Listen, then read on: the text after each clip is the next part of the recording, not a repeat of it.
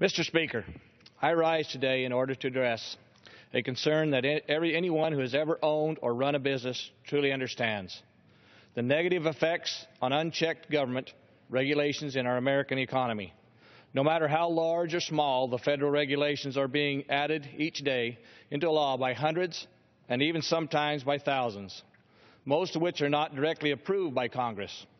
By allowing Washington bureaucrats to continue to stuff the overwhelming amount of regulations into the congressionally passed legislation, we are essentially handing over the authority to the federal agencies to legislate as they please.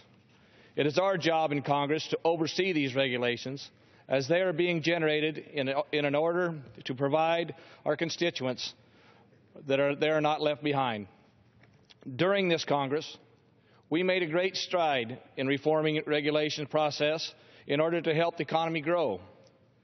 A great example of that occurred yesterday with the passage of the REINS Act. There should be no question that any regulation that makes an annual impact of $100 million on the economy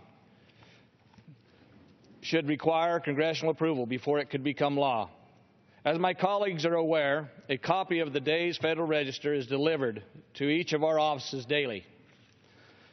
This book provides a hard copy of every new regulation that ranges from environmental protection to labor standards to health guidelines to restrictions on financial institutions. Last year, the Federal Register contained over 77,000 pages, with 3,554 new regulations. Even though this large number of pages is absurd, it's only the sixth highest page count in the Federal Register's history. As of this morning, the 2015 Federal Register sits at over 45,000 pages. It is unthinkable to me that the most important document, the Constitution, can fit in 39 pages in this little book.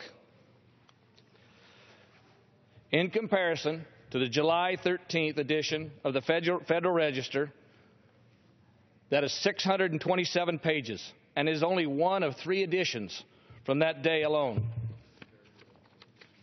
Mr. Speaker, when is enough enough? And when does it become too much? The continual expanse of our government, though a vast amount of regulations causes our economy to be shaky and unstable, as the stacks of the Federal Registers stacked upon my office from this year, which is unacceptable and very concerning. An even larger issue comes from how the general public is made aware of these proposed rules and the opportunity to voice their concerns on the rules. While we are provided with a daily index of rules and new regulations through the Federal Register, the American taxpayer whom we work for are left in the dark. These regulations do not take into account the economic impact that is placed on the American businesses and the families.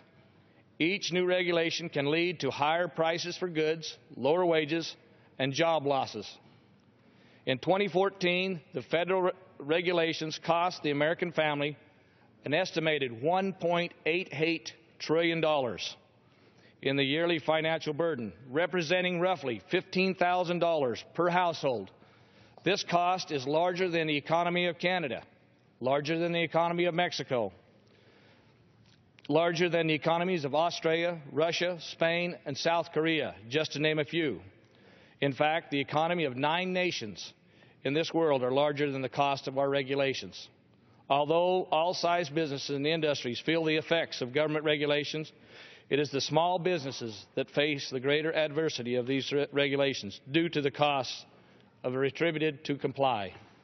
In addition to compliance costs, limited comment periods, and the lack of information pertaining to how they make their opinions heard, business owners are usually those who end up left out in the cold. I ask my colleagues to join me in demanding more transparency in the regulatory and rulemaking process, because it is our duty to our constituents. And that was, Mr. Speaker, I yield back.